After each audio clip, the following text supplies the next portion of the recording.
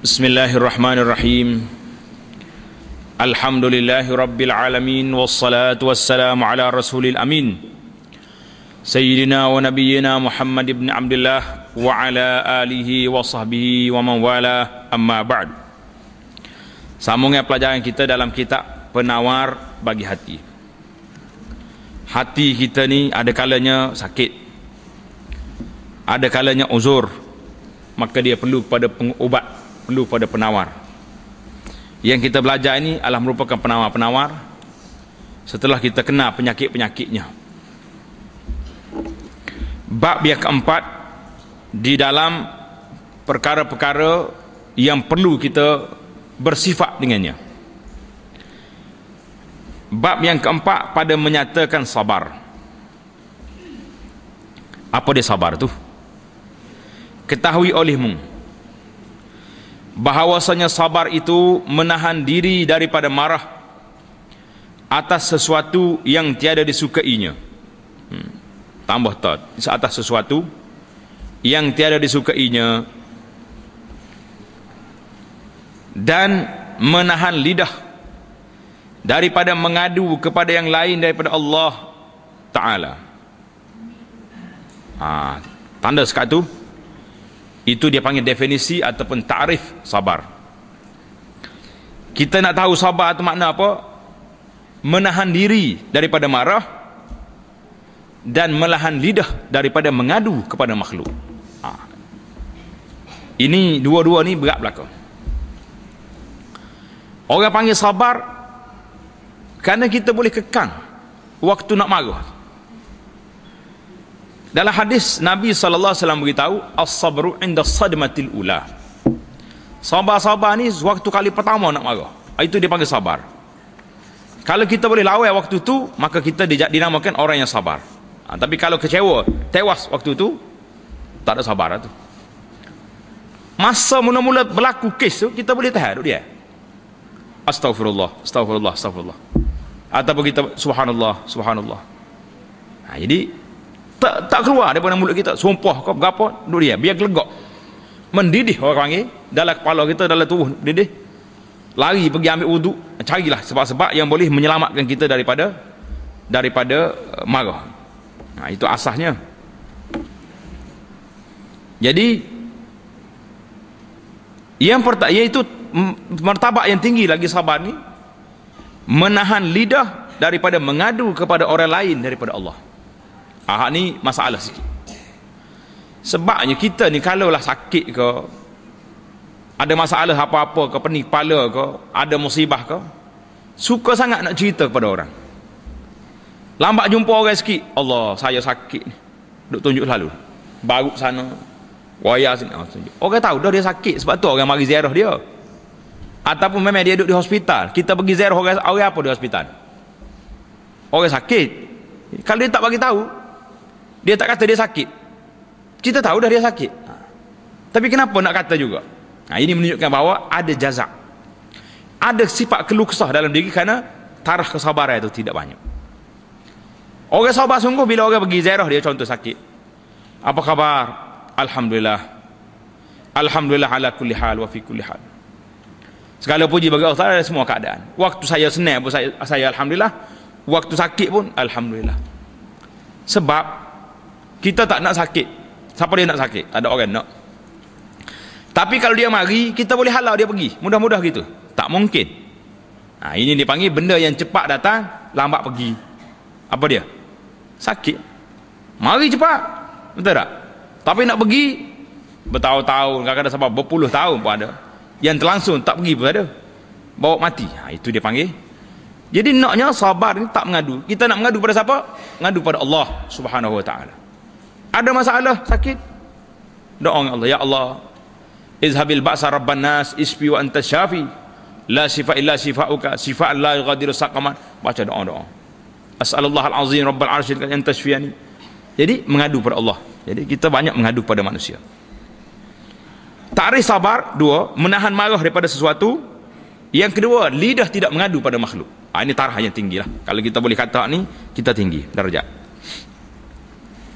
Berkata Al-Imam Abu Hamid Al-Ghazali rahimahullahu ta'ala dalam kitab Al-Arba'in, Al-Arba'in itu nama kitab dia. Bermula hakikat sabar itu tetap yang membangkitkan akan agama pada melawan akan yang membangkitkan keinginan nafsu. Imam Ghazali kata, sabar itu kita tetap di atas nak menegakkan agama di dalam menentang nafsu. Nafsu nak suruh kita buat benda mungkar, kita sabar lawan dia, kita tak ikut dia, tak buat yang dia nak, itu nama sabar. Jadi kita ini kira termasuk dalam minas sabirin kita ni, termasuk dalam orang sabar dah. Kalau tak sabar, sampai-sampai nak pergi masjid ni banyak iklan berlaku dah. Banyak iklan berlaku. Hari ni tak usah kata apalah. Kita tidaklah kata maksiat sangat. Tidaklah kata benda mungkar. Tapi kalau bertemu di antara kuliah ni dengan lawan bola malam ni, terpaksa kena batal kuliah setengah-setengah tempat. Ini nak ceritanya. Jadi kalau orang yang boleh sabar, tak apa, itu biasa ya tu. Kalau tak pergi tengok pun tahu dah. Sebiji tu ya bola je kawan. Kau ada bau tu malam ni. So tu ya adanya. Jadi sabar. Hakikat sabar itu membangkitkan tetap pendirian di atas menegakkan agama di dalam menentang keinginan hawa nafsu. Ini kata Imam Ghazali rahimahullah. Kerana manusia padanya dua puak. Dalam diri manusia ni ada dua kumpulan tentera yang berlawan kedua-duanya. Kalau dalam diri manusia ni ada dua kumpulan, dua tentera, dua batalion askar berlawan, bertembung. Pertama, akal dan segala yang membangkitkannya. Akal duk mikir nak buat benda baik. Kumpulan yang kedua, syahwat dan segala yang menyeru ke arahnya. Berlawan semua dari diri kita ni. Akal kata nak pergi masjid, nafsu kata nak pergi pasar malam. Ini dia tembung. Akal kata nak pergi mengaji, nak pergi kuliah, nafsu kata nak pergi berderak, nak pergi berjalan. Dia duduk berlawan, bertembung sentiasa. Pertembungan ni tak habis-habis. Maka jika menang, jika tu tu letak titik dia, jika, maka jika menang ia menyeru agama, nascaya telah hasil pangkat sabar. Kalau benar yang agama, maka sabarnya hasil. Sabar dia terhasil. Dan bermula sabar itu fardu ain. Ini cerita kitab ni kata apa? Hukum sabar itu sendiri sebagai apa? Sebagai fardu ain. Sabar itu fardu ain. Maknanya setiap orang kena buat. Atas tiap-tiap mukallaf. Tanda sini hukum sabar. Hukum sabar dikira fardu ain ke atas tiap mukallaf. Sama ada sabar atas mengerjakan taat yang wajib, atau sabar di atas meninggalkan maksiat, atau sabar ketika menghadapi bala. Tiga kategori fardu yang kita kena buat. Pertama, sabar nak melakukan taat. Nak laku taat ni perlu sabar ke tak? Sabar. Orang lain pergi ke tempat lain, kita pergi ke masjid, berat ni, sabar. Sabar yang kedua, sabar nak meninggalkan maksiat. Payah tuan-tuan. Tak usah kata benda yang payah-payah lah. Orang yang suka buat benda maksiat, benda mungkar, kecil ke besar, dia nak tinggal benda ni cukup susah. Orang yang tak biasa pergi semaya jemaah, nak pergi semaya jemaah juga macam-macam alasan, macam-macam rasa takut, macam-macam dia punya apa ni, perasaan dia tu, macam-macam cerita. Yang ketiga, sabar di atas bala. Hak ni boleh jadi ramai orang boleh sabar bila bala mari. Tapi bala kesenangan tiga perkara. Yang pertama, ada pun sabar di atas mengerjakan ibadah yang sunat, dan sabar atas meninggalkan yang makruh dan yang harus, maka iaitu sunat bukan wajib. Sabar nak buat benda sunat, itu sunat. Sabar meninggalkan yang makruh, sunat juga. Tapi sabar di atas melakukan ketaatan yang wajib, yang fardu, wajib, itu tidak sunat. Juga sabar di atas membalas akan orang yang menyakiti dan yang menzalim akan dikau, maka iaitu sunat juga. Mana kalau orang zalim pada kita, orang khianat pada kita, kita boleh sabar maka itu dia panggil sunat kita sabar. Dan mendapat kelebihan. Kenapa kamu tak balas balik orang itu? Tak apalah, Allah Ta'ala ada, Allah tahu dia nak bagi apa ke orang itu. Senyap, tak payah. Itu sabar. Tetapi ini balasan. Tetapi pahalanya sangat besar. Orang yang sabar ni dizalimi oleh orang, kita sabar, pahalanya besar. Kerana firman Allah Ta'ala, A'udzubillahi minasyaitanirrajim, Innama yuwaffas sabiruna ajrahum bighairi hisab. Surah Az-Zumar ayat 10. Hanya saja disempurnakan akan sekalian yang sabar akan pahala mereka itu dengan ketiadaan kira-kira banyaknya. Orang yang sabar ini mendapat pahala yang tak terhingga banyaknya, bighairi hisab. Tutup kurungan. Lepas banyak itu tamatlah terjemahan ayat. Tanda kat situ. Telah menghimpun oleh Allah Ta'ala akan beberapa perkara bagi sekalian orang yang sabar. Yang tiada menghimpun ia akan dia bagi yang lain daripada mereka itu, seperti mengampuni dosa. Satu.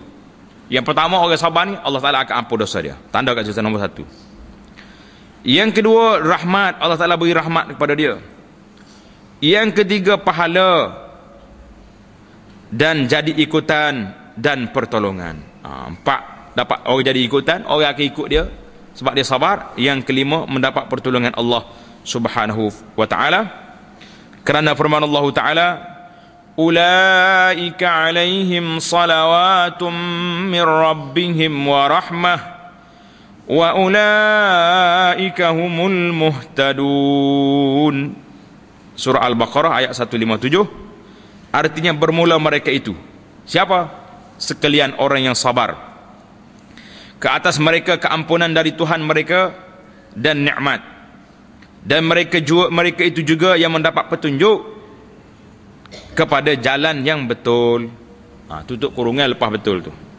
Itu tamat terjemahan ayat Al-Baqarah 157. Dan firman Allah Ta'ala, wasbiru innallaha ma'as sabirin. Suratul Anfal ayat 46. Artinya, dan sabar oleh kamu kerana bahawasanya Allah Ta'ala suka sekalian orang yang sabar. Tutup kurungan setakat tu. Artinya, bila Tuhan suka, apa dia bagi? Menolong ia dan memelihara ia akan orang-orang yang sabar. Dan firman Allah Ta'ala lagi, وَجَعَلْنَا مِنْهُمْ أَئِمَّةً يَهْدُونَ بِأَمْرِنَا لَمَّا صَبَرُوا. Surah As-Sajdah ayat 24. Dan menjadikan oleh kami akan setengah daripada mereka itu akan beberapa ikutan, yahdun, yang menunjuki mereka itu dengan perintah kami tatkala sabar oleh mereka itu. Mereka itu tamat terjemahan. Jadi Allah Ta'ala janji di sini, orang yang sabar akan diberi darjat pada mereka menjadi ikutan, jadi pimpinan orang. Dan firman-Nya, innama yuwaffas sabirun ajruhum bighairi hisab. Seperti ayat yang tadi, surah Az-Zumar ayat 10 tadi, bahawasanya disempurnakan akan sekalian orang yang sabar, pahala bagi mereka dengan tidak ada kira-kira. Tanpa kira-kira, mana tanpa hisab, begitu banyak sekali. Tutup kurungan. Sesungguhnya telah menyebut oleh Allah Ta'ala akan sabar di dalam Al-Quran lebih daripada 70 tempat. Tanda Allah Ta'ala sebut sabar dalam Quran ada berapa tempat? Lebih daripada 70 tempat. Kena ingatlah. Dan sabda Rasulullah sallallahu alaihi wasallam, Nabi kita beritahu apa? Fi sabri ala ma takrahu khairun. Fi sabri ala ma takrahu khairun. Artinya ada pada sabar atas barang yang kau benci itu kebajikan. Tengok nombor 3 di bawah, rawahu Tirmizi daripada Ibnu Abbas. Cerita dia panjang. Nak dengar cerita sikit. Cerita hadis ni. Cerita hadis ni daripada Abdullah bin Abbas. Abdullah bin Abbas ni seorang kanak-kanak sepupu Nabi yang selalu ikut Rasulullah sallallahu alaihi wasallam. Kata Ibn Abbas, kuntu radifan Nabi. Aku naik atas belakang unta ataupun kuda Nabi. Mana di atas kenderaan sekali dengan Nabi. Orang Kelantan kata bergendo. Kalau bahasa luar dia panggil membonceng ke apa. Bergendo lah kita tak. Duduk belakang. Tiba-tiba Nabi kita panggil dia, ya gulam. Anak. Ala u'allimuka kalimatin yanfa'uka Allahu bihinna. Nak ke tidak aku cerita kepada kamu kalimat, beberapa patah kata yang Allah Ta'ala akan beri manfaat pada engkau. Kata Ibn Abbas, ya, nak lah, kenapa tak nak pula? Nabi kata, ihfazillah yahfaz. Mu jaga hak Allah, Allah Ta'ala jaga kamu. Kita ikut hak Allah Ta'ala, semua. Allah Ta'ala suruh ibadat, suruh tinggal maksiat, tinggal. Kita ikut, Allah Ta'ala jaga hak kita. Ni kita hari ni, kita balik. Kita nak suruh Tuhan jaga hak kita, kita tak jaga hak Allah. Balik tak balik? Balik. Kita nak hak Allah Ta'ala, tak mau ikut. Ihfazillah tajidhu amamak. Kamu jaga hak Allah, kamu akan dapati Allah Ta'ala di hadapan kamu. Jadi Allah Ta'ala tu dekat dengan kita. Ta'arraf ilaihi fir rakha. Kamu kenal dengan Allah Ta'ala waktu kamu senang. Ya'rifka fi syiddah. Allah akan kenal waktu kamu susah. Manusia hari ni tak. Waktu senang lupa Tuhan, waktu susah cari Tuhan. Betul tak? Nak cari Tuhan apa bukan cari sungguh. Pergi cari tok lebah. Suruh minta dengan Tuhan, maya ajak sana sini. Waktu lain tak mari. Wa iza sa'alta fas'alillah. Apabila kamu minta sesuatu, mintalah dengan Allah. Wa iza sta'anta fasta'in billah. Bila minta tolong dengan Allah. Jangan minta tolong dengan orang mati, dengan tok kamak, dengan tok wali, dengan pusu, dengan kubur. Jangan. Qad jaffal qalamu bima huwa kain. Telah kering dah. Pena menulis tentang kehidupan manusia ni telah selesai dah. Sampai bila-bila. Falau annal khalqa kullahum jami'an. Kalau semua manusia atas dunia ni berhimpun, semua manusia, aradu an yafa'uka bi syai'in, mereka nak beri kepada kamu manfaat dengan sesuatu benda, nak beri pangkat ke, nak beri duit ke, nak beri apa, lam yaktubhu Allahu alaika, yang Tuhan tak tulis nak beri benda ni kepada engkau, lam yaqdiru alaih, mereka tak akan mampu nak buat. Tak boleh. Hak Tuhan tulis baru dapat. Wa in aradu an yadurruka bi syai'in, kalau mereka nak beri mudarat pada engkau dengan sesuatu, lam yaktubhu Allahu alaika, lam yaqdiru alaih. Orang ni berpakat, mesyuarat, convention, buat seminar, buat tu buat ni, resolusi sana sini, nak beri mudarat pada kita. Tapi mudarat tu Tuhan tak tulis pada kita, tak akan kena. Tak jadi. Barulah sampai kepada hadis ni. Nabi kata, wa'lam anna fis sabri ala ma takrahu khairan katsira.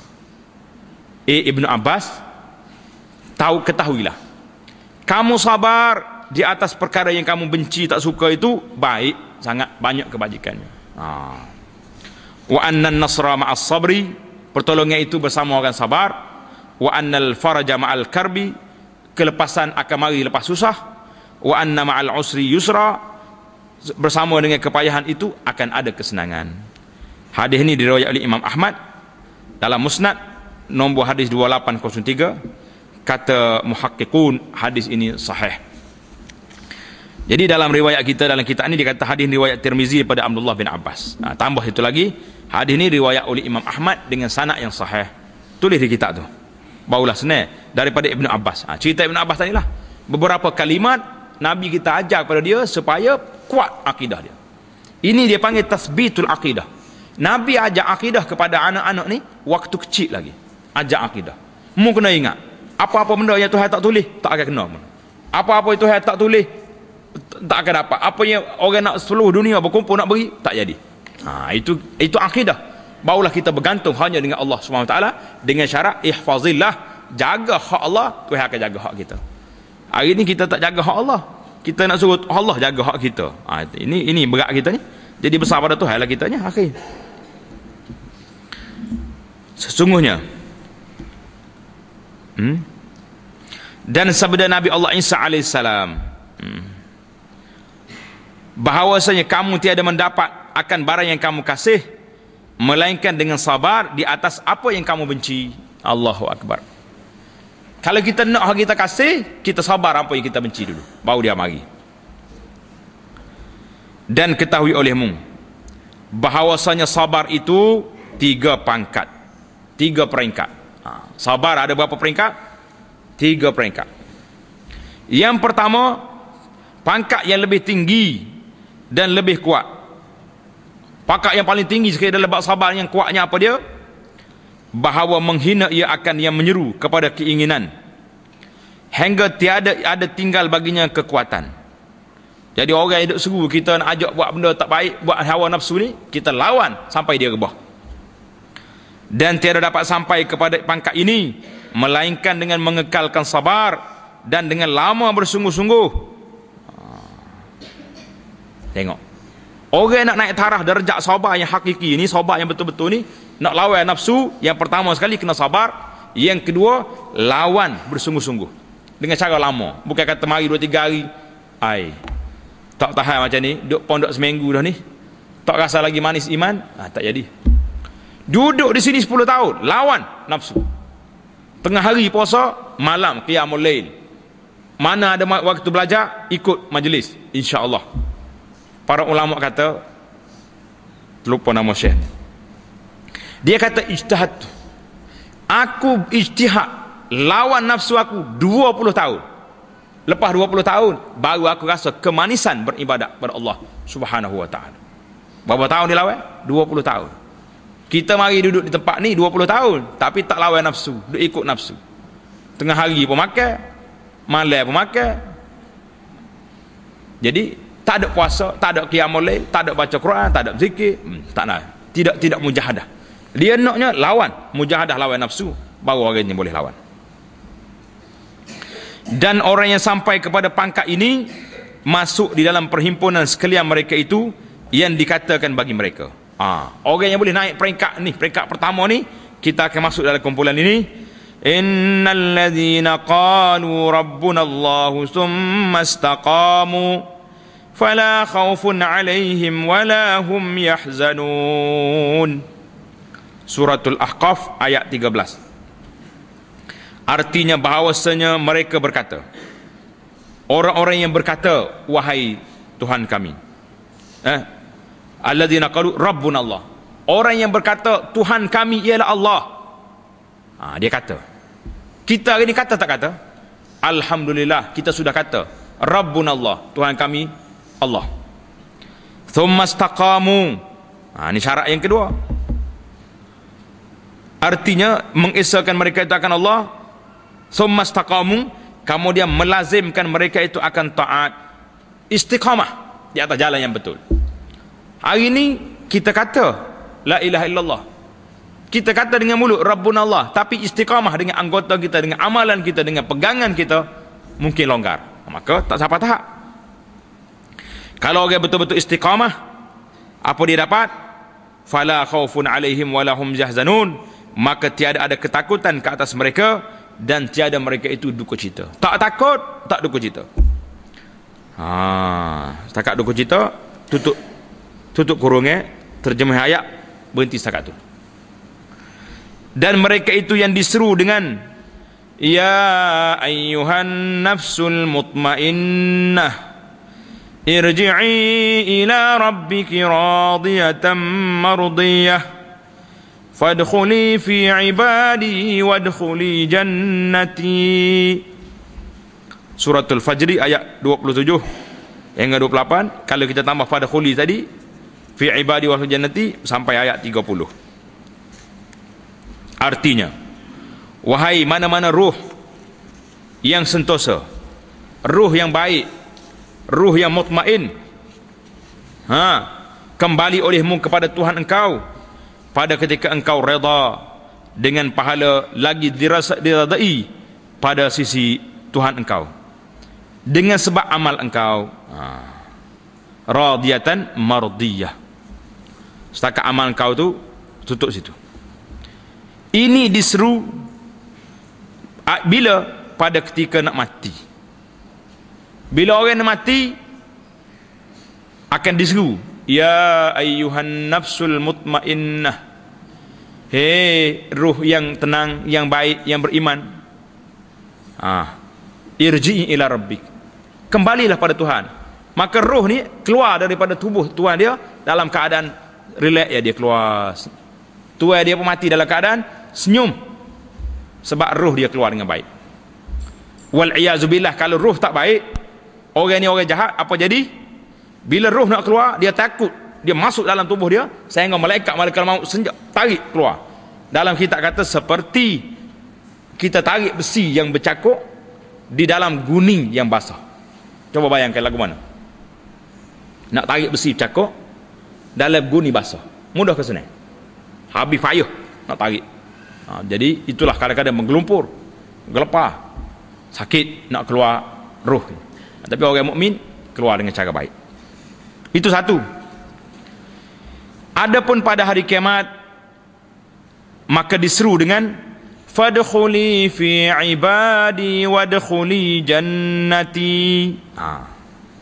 Bila ruh nak keluar, dia panggil ya ayuhan nafsul mutmainnah, hei ruh orang yang baik, keluar dengan baik, keluar dengan cara baik. Jadi kalau bila sampai hari kiamat esok, fadkhuli fi ibadi wadkhuli jannati, masuk olehmu ke dalam tubuh hamba-Ku, masuk ruh dalam tubuh hamba, dan masuk olehmu ke dalam syurga. Tanda itu. Lepas syurga, tutup sambungnya ayat tadi. Itu peringkat yang kedua atau pangkat yang pertama, ataupun peringkat yang pertama, orang yang sangat tinggi kedudukannya, iaitulah orang yang beriman dan beristiqamah. Yang kedua, peringkat yang kedua siapa pula ni? Dan peringkat yang kedua yang lebih rendah sikit, iaitu bahawa kuat oleh yang menyeru kepada keinginan nafsu dan kalah oleh yang menyeru kepada agama. Allahu Akbar. Berat kita ni. Berat tak berat? Kita tewas kepada nafsu, hak seru agamanya tidak kuat, kalah kita. Dan menang oleh hawa nafsu, dan menyerah diri oleh hati itu kepada tentera syaitan, wal iyazubillah. Dan mereka yang punya pangkat ini, orang yang punya pangkat ini, apa jadi? Setengah daripada puak yang dikatakan bagi mereka, la amla anna jahannama minal jinnati wan nasi ajma'in. Surah As-Sajdah ayat 13. Demi Allah, selagi akan memenuhkan oleh kami akan api neraka jahanam daripada jin dan manusia sekaliannya. La ilaha illallah. Tutup kurungan, lepas sekalian itu apa ni? Habis terjemah ayat. Dan ada bagi orang yang pada peringkat ini dua alamat. Salah satu daripada keduanya bahawa berkata ia, orang yang peringkat ni, peringkat rendah ni, peringkat kalah ke nafsu ni, ada dua tanda.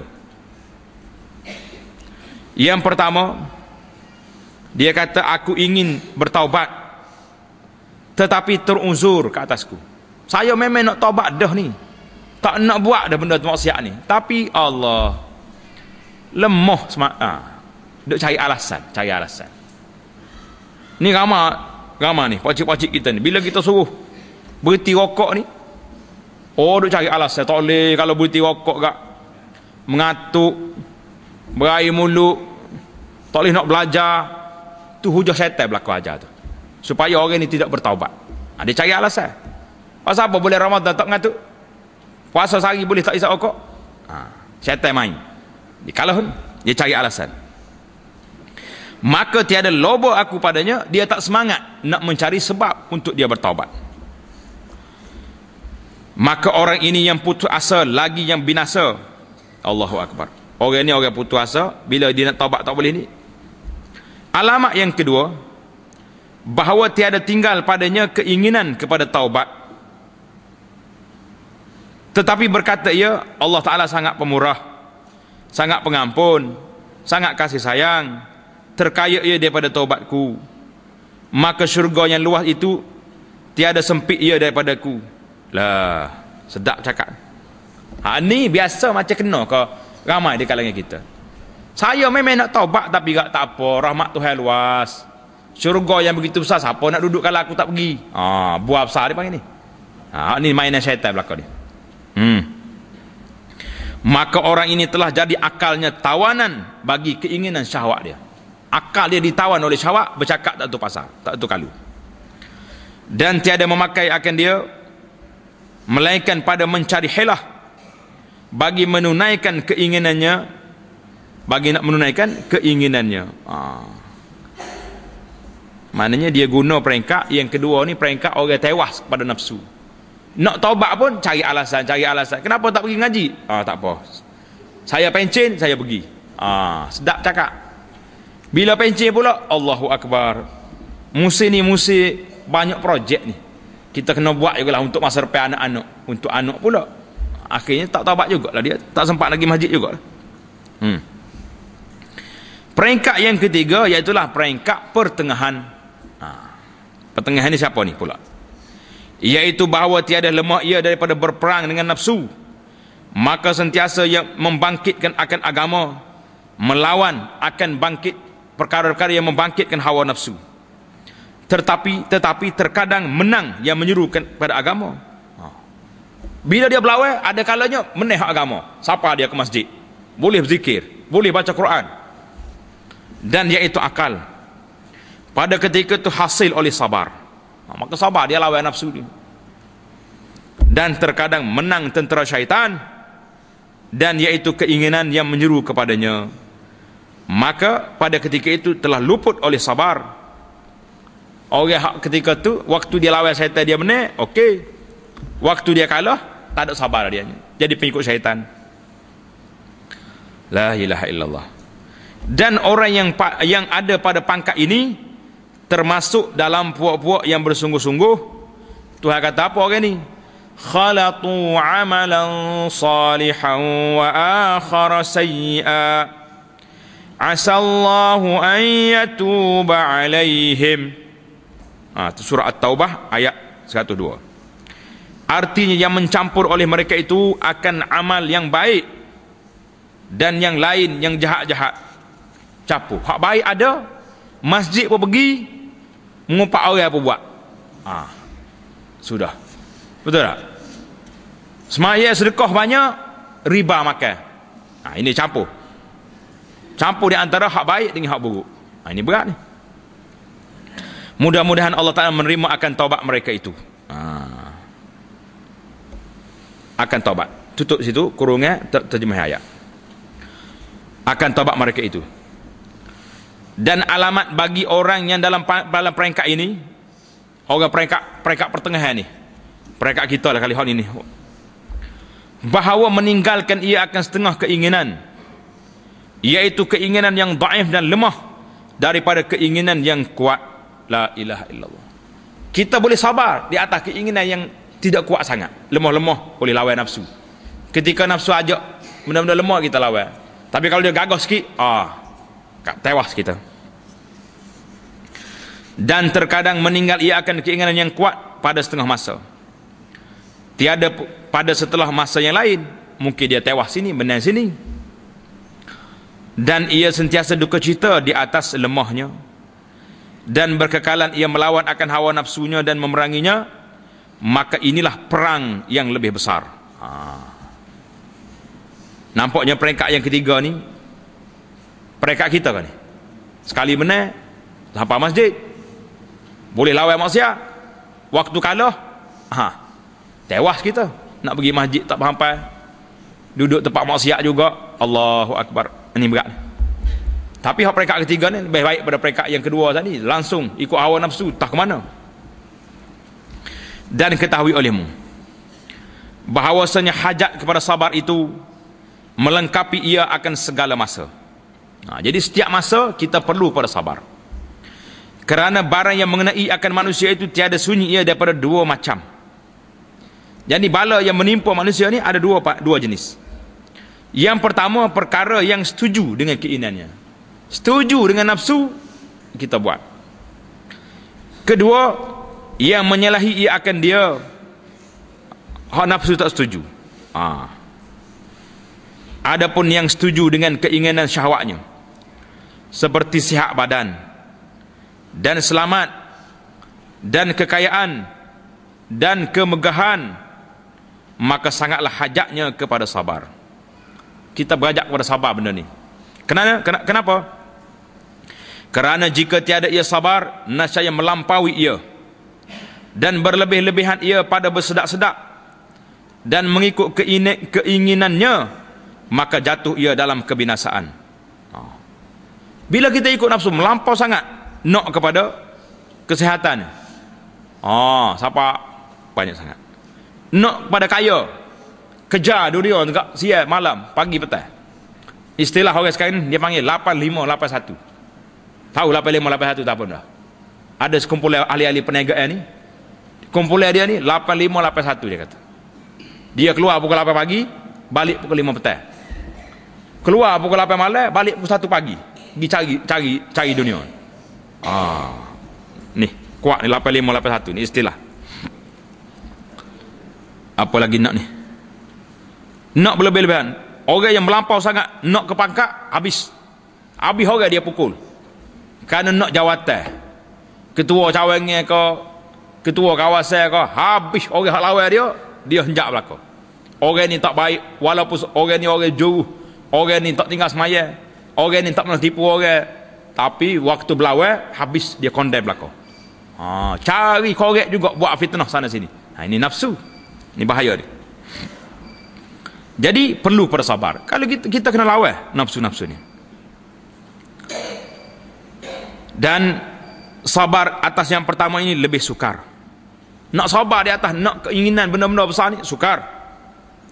Kerana itu berkata sahabat radhiyallahu taala anhum, diuji makna diuji akan kami dengan percobaan kesusahan. Allah Taala uji dengan susah, maka sabar kami. Bila Tuhan uji dengan susah, kami boleh sabar. Dan diuji kami dengan percubaan kesenangan, maka kami tak sabar. Allahu Akbar. Nih, sebab itulah hadis Nabi kata, mal faqra akhsha alaikum. Aku tidak bimbang kefakiran menimpa ke atas umat aku. Yang aku bimbangnya antum sata alaikum dunia. Aku bimbang kalau dunia ini dibuka kepada kamu, maka kamu akan berlomba-lomba mengejar-ngejar dunia, tak tahu akhirat. Fatanafasuha, kemudian kamu akan binasa sebagaimana binasanya orang-orang pengejar dunia di zaman dulu. Qarun mati, orang ini mati. Nabi kata, aku tak bimbang kalau kamu fakir, tapi yang aku bimbangnya apabila dunia ini terbuka di mata kamu, kamu akan kejar dia sekejar-kejarnya sehingga kamu terlupa pada akhirat. Ini betul apa yang sahabat kata ni radhiyallahu anhu. Dia kata kami diuji dengan susah, kami sabar. Uji dengan senang, ayo. Bermula makna sabar padanya bahawa tiada cenderung ia kepadanya, dan mengetahui akan bahawasanya sekalian demikian itu penaruhan pada sisinya, simpanannya. Tuhan pinjam kepada kita sekejap ya. Kaya awak, kaya. Untuk berapa lama? 10 tahun? Kalau sekarang ini sudah umur 60 contoh. Biasanya keturunan kita ni mati 65 tahun. Tuhan pinjam 5 tahun yang kita boleh guna. Kereta besar, rumah besar, puyuk besar, nasi besar, semua besar. Untuk apa tahu? 5 tahun. Lepas tu mati jadi hak orang. Tak ada apa. Selagi akan diambil daripadanya pada masa yang hampir, Tuhan akan ambil kita mati habis ataupun sakit. Dan bahawa tiada berlebih-lebihan ia pada bersedak-sedak dengan dia, dan bahawa tiada lalai ia kerananya, dan bahawa menunaikan ia akan syukurnya. Jadi orang yang tahu ni nak sabarnya lawan. Kita nak tapi kita lawan. Tak apa, dunia mari-mari, tapi syaratnya halal. Kalau tak halal jangan main. Adapun yang kedua, penyakit yang kedua dalam ujian ni, iaitulah barang yang menyalahi ia akan hawa nafsunya. Ujian yang kedua, ujian yang lawan nafsu. Apa jadi? Maka ada 4 bahagi pula, ada 4 kategori pula ujian dia tidak disetujui oleh nafsu. Apa dia benda? Yang pertama, mengerjakan taat. Nafsu mana enggak nak ikutnya, dan bermula nafsu liar ia daripada setengahnya dengan sebab malas, seperti sembahyang. Sembahyang hari ni orang rajin ke malas? Cukup malas. Kita tengok di taman perumahan, tanya orang kampung, taman ni berapa buah rumah ada? Oh, taman kami ni Masya Allah ada 400 rumah. 400 rumah maknanya kalau satu rumah suami isteri pun sudah ada 800 orang. Surah kapur dia kecil je. Ada 3 saf orang sembahyang. Mana pergi manusia lain tu? Mana pergi? Ni berat ni. Dan setengahnya dengan sebab kikir, dengan sebab bakhil, seperti zakat, tak keluar zakat. Duit banyak, tak mau keluar zakat. Macam-macam alasan pula hari ni. Ini ada satu mazhab baru zaman sekarang ni. Mazhab mengatakan bahawa duit kertas ni bukan duit, tak ada nilai. Dia kertas macam kertas sak khabar. Bila tak ada nilai, mana tak ada lah zakat dia tu. Ini bahaya. Fatwa ni fatwa bahaya. Kita kena ingat fatwa ulama seluruh dunia antarabangsa yang bersidang di majma' fiqh memutuskan bahawa kertas ni walaupun dia kertas tetapi dia mempunyai nilai keuangan asal kepada duit tu. Kalau tidak hilang habis zakat atas duit ni. Kena ingat. Kita sokong duit dinar, duit dirham yang ada ni. Tapi kita kena ingat jangan membatalkan duit kertas ni, kerana kalau tak ada hal ni akan hilanglah zakat. Zakat apa lagi? Ini banyak ni alasan. Dan daripada setengahnya dengan sebab keduanya, sebab kedekut, bakhil, dan sebab malas. Seperti haji. Allahu Akbar. Ramai orang tak pergi haji. Kaya melangit tak pergi haji. Bila tanya dia kenapa? Tak siapa seru. Bila nak siapa serunya, mu tak segi. Siapa seru pula. Dan perang sabil. Ni payah ni. Dan sabar atas taat itu setengah daripada pekerjaan yang sukar, yang susah. Dan berhajat orang yang mengerjakan taat itu kepada sabar pada 3 masa. Orang yang buat taat, dia kena sabar dalam 3 keadaan. Yang pertama, pada permulaan mengerja ibadat yang menghasilkan ikhlas. Allahu Akbar. Kita nak ibadat, nak cari ikhlas pula. Dan sabar daripada riya. Yang kedua, pada ketika mengerjakan taat. Hak tak ni dari sudut niatnya nak suruh ikhlas. Masa yang kedua, pada kita buat taat tu supaya tiada malas ia daripada menunaikan segala fardunya dan sunatnya. Hari ni orang pergi masjid, alhamdulillah, syukur pada Allah. Tapi dia semaya fardu ya, sunat tak semaya. Lepas semaya fardu, tengok duk buah, tak bangun semaya sunat rawatib, semaya sunat ratibah, tak bangun. Lawan syaitan dia lagi tarik kain. Maya dah ke jemaah saat ni. Semaya sunat buat apa lagi? Buah sedap. Buahlah dia. Malang tuan-tuan. Orang mari masjid tak maya sunat ni berat. Hak tak mari masjid tu tak cerita tu, luar orang panggil luar rekod dah tu. Luar orang panggil tak masuk book dah. Masa yang ketiga, kemudian daripada mengerjakannya, lepas kita buat ibadat, sabar pula. Apa dia? Bahawa sabar ia daripada menyebutnya dan menzahirkannya kerana ria dan sum'ah. Allahu Akbar. Hari ni seperti kita dah cerita tu lah. Orang bila buat majlis qiyamul lail, sibuk duk cerita dengan orang. Saya semalam maya tahajud 30 rakaat. Habis macam basah. Dagu-dagu ni tubik air mata. Cerita kau orang pula. Habis cerita. Bolehlah qiyamul lail dia. Bahagi yang kedua, bahagi yang pertama ni sabar melakukan taat. Bahagi yang kedua, sabar nak meninggalkan maksiat. Barang berat berlaku ni tuan-tuan. Sabar nak meninggalkan maksiat ni bukan benda kecil. Apa jadi? Dan sesungguhnya telah bersabda Nabi sallallahu alaihi wasallam, al-mujahidu man jahada nafsahu. Al-mujahidu man jahada nafsahu. Allahu Akbar. Artinya bermula yang berperang, berjihad itu mereka yang memerangi ia akan nafsunya. Tanda sekat tu. Hadis ni riwayat oleh Imam At-Tirmizi. Kata ulama hadis dengan sanad yang sahih. Imam Tirmizi, Imam Ahmad bin Hanbal riwayat hadis ni daripada Fadalah bin Ubaid dengan sanad yang sahih. Cerita dia panjang tapi masa kita lewat. Dia kata Nabi kata al-mujahidu man jahada nafsahu fi sabilillah. Orang mujahid itu orang yang lawan nafsu dia pada jalan Allah. Mana kalau dia pergi perang, mati syahid. Kalau tak ada peperangan, lawan nafsu, buat benda baik, tinggal maksiat, itu lawan nafsu. Ini mana lagi? Dan sabar daripada maksiat itu lebih sukar daripada sabar atas mengerjakan taat. Kenapa? Istimewa pula maksiat itu yang sudah menjadi adat dia. Allah, dia kata payahlah nak tinggal ustaz, saya ni macam ni dah daripada dulu lagi, memang malah maya sunat. Nak kata apa? Ustaz pun ni pala perah-perah dia tu, tak ada arah nak buat. Saya ni kalau pergi masjid suka bual kuat. Daripada muda pak tua, bual masjid jadi tempat perbualan kita. Baik hidup bual kedai kopi, tapi nak pergi bual masjid, ni perangai ni payah dah, jadi adat dia dah. Kerana bertolong-tolong padanya tentera hawa nafsu dan tentera adat. Belaga dua ni molek, dia bergabung dua tu. Maka jika berhimpun kepada keduanya, oleh mudah mengerjakannya, nascaya tiada sabar daripadanya melainkan as-siddiq, orang yang benar-benar nak kepada Allah Ta'ala, orang ni yang boleh lawan.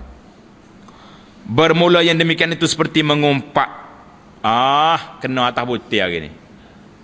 Mengumpat ni, zaman bila lagi kita mengumpat orang ni? Zaman muda, ngumpat dah? Ngumpat. Belum pergi haji, ngumpat. Lepas balik haji, ngumpat juga. Waktu buat haji, di Arafah, belah-belah duduk, wukuf, dia lagi mengumpat orang. Parah. Habislah lah. Orang ni kena atas kepala ni. Dan berdusta. Hak berdusta ni boleh jadi payah sikit. Kita orang baik-baik ni kurang nak berdusta, nak menipu orang. Tapi kalau mengumpat, beres. Tak beres? Beres. Dan berhajat pada menolak akademik itu kepada sabar yang bersangatan. Sabar betul-betul. Bahagi yang ketiga, barang yang tiada bersangkut paut dengan ikhtiar hamba. Hak ni ketentuan Allah Ta'ala, tetapi baginya ikhtiar untuk menolaknya. Kita tahu benda ni ketentuan Tuhan, tapi kita kena usaha lawan dia. Seperti menyakiti akan dia oleh orang lain dengan lidah atau dengan tangan. Kita tahu orang tu buat law ni, sekarang ni orang tak pukul kita dengan lidah, dia pukul dengan tangan. Dia tak pukul dengan tangan, dia pukul dengan lidah. Allahu Akbar. Menerak kita kadang-kadang. Ni orang tulis macam-macam. Dia buat buku lah, dia buat internet lah, buat apa, tuduh orang tu, tuduh orang ni. Habis. Sabar je lah kita. Apa sabar? Maka sabar atasnya dengan ketiadaan membalas. Jangan balas apa orang kata. Telah berfirman Allah Ta'ala, wala nasbiranna ala ma azaitumuna.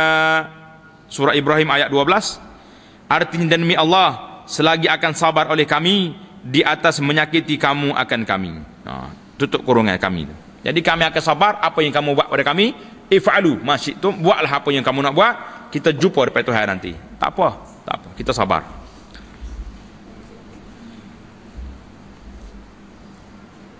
Bahagi yang keempat, barang yang tiada masuk ia sama sekali di bawah ikhtiar. Hak ni di luar kemampuan kita ni. Hak sana mampu lagi, kita boleh lawan dia. Tapi hak ni lawan pun tak boleh. Apa dia ni? Hak lawan tak boleh ni. Sedap juga. Seperti mati kekasih. Kekasih ni bukan gawe, bukan girlfriend ni. Orang yang kita kasih. Mati mak ayah ke, mati suami, mati isteri, mati anak. Ni mati orang kasih. Kita boleh sekat ke mati? Boleh cakap dengan malaikat maut, jangan malaikat maut, saya anak seorang ni je. Malaikat maut kata beres. Sia kau, cari anak 10 ni kita pergi mati je dah. Dia tak dengar kata malaikat maut. Dia nak ambil, dia tarik terus. Dan binasa harta, na'udzubillah lah. Rumah dia bagai, dia kena curi, rumah terbakar ke apa benda. Dan segala bala yang mari, kita tak boleh lawan hak ni. Bukan ikhtiar kita. Maka sabar atasnya setinggi-tinggi segala peringkat. Berkata Abdullah bin Abbas radhiyallahu taala anhuma, sabar di dalam Al-Quran ada 3 peringkat. Tanda situ. Ibnu Abbas kata apa? Sabar dalam Al-Quran itu ada 3 peringkat. Yang pertama, sabar menunaikan segala fardu, 1. Dan baginya 300 pangkat, 300 peringkat pula. Banyak ni.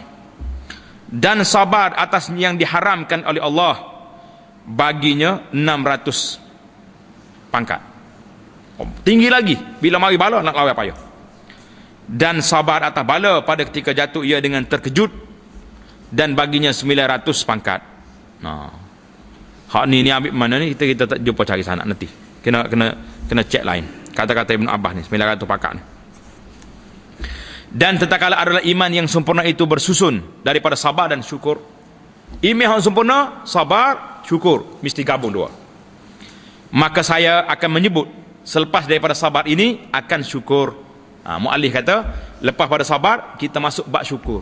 Maknanya 10 bab ni daripada awal taubat sampai ke akhir ni bersambung-sambung, bertali-tali. Kita kena buat semua sekali, barulah sempurna kehidupan kita, insya-Allah. Sabda Nabi diriwayatkan daripada Nabi sallallahu alaihi wasallam, al-imanu nisfan, nisfun fis sabri wa nisfun fis syukri. Artinya bermula iman itu dua bahagi. Dua nisfun tu terjemah dua bahagi. Dia tak terjemah, dia tulis nisfun situ. Tulis dua bahagi. Maka satu setengahnya sabar dan satu bahagi lagi syukur. Lepas pada syukur tu tulis tutup kurungnya. Hadis ni riwayat oleh Al-Baihaqi wal Qudai daripada Anas radhiyallahu taala an, mengikut dalam Takhrij Ihya Ulumuddin, dia kata lemah. Sebahagian ulama lain pula kata dalam apa ni Al-Jami'us Shaghir, dia kata dhaifun jiddan. Hadis ni lemah telajak, lemah benar. Jadi pasal itulah kita tak kata sabda Nabi, kita kata diriwayatkan daripada Nabi. Gitulah. Kerana iman yang sempurna itu membenarkan dengan hati dan perkataan dengan lidah dan perbuatan dengan anggota, dan ketiga-tiganya terbahagi atas dua bahagi. Pertama, mengerjakan yang disuruh daripadanya, maka iaitu hakikat syukur. Kedua, meninggalkan yang dilarang daripadanya, maka iaitu hakikat sabar daripada maksiat. Wallahu ta'ala a'lam. Bab yang kelima pada menyatakan syukur, insya-Allah kita akan sambung perbincangan kita dalam perbincangan yang akan datang. Subhanakallahumma bihamdika asyhadu an la ilaha illa anta astaghfiruka wa atubu ilaik. Subhanakallahumma bihamdika asyhadu an la ilaha illa anta astaghfiruka wa atubu ilaik.